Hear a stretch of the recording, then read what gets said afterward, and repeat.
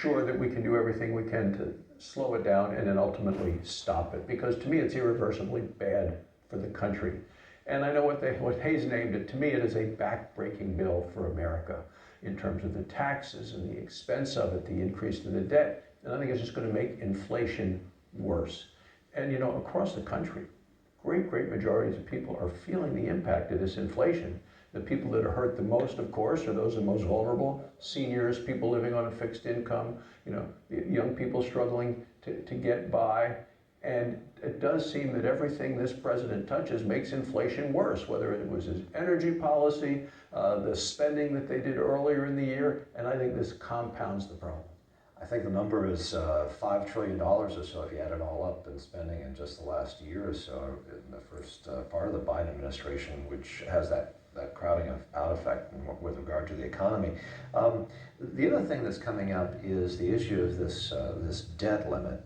And the former president, Mr. Trump, sent out some advice to the Senate, I guess, and he was suggesting using the looming debt ceiling deadline to pressure Democrats into paring back or abandoning this $1 trillion social welfare bill. I wonder what you make of that. Is there any leverage that the GOP has at this point to kind of accomplish something like that?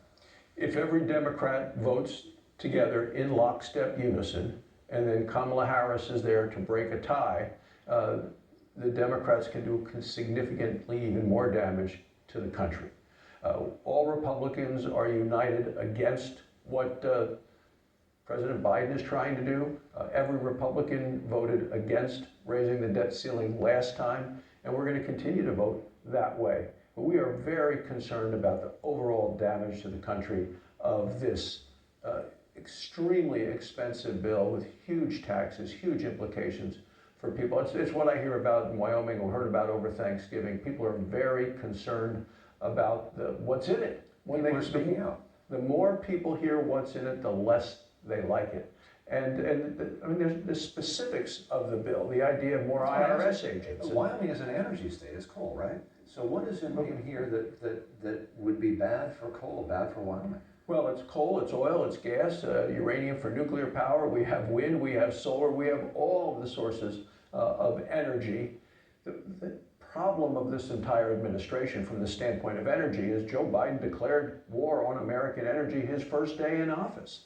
This bill is part of the ongoing piling on in the fight that this administration is having with affordable American energy. But it started when he killed the Keystone XL pipeline. He then put a moratorium on leasing on federal lands for oil and gas development. Just this past Friday, the Secretary of Interior announced she wants to do more taxing on energy produced on public lands.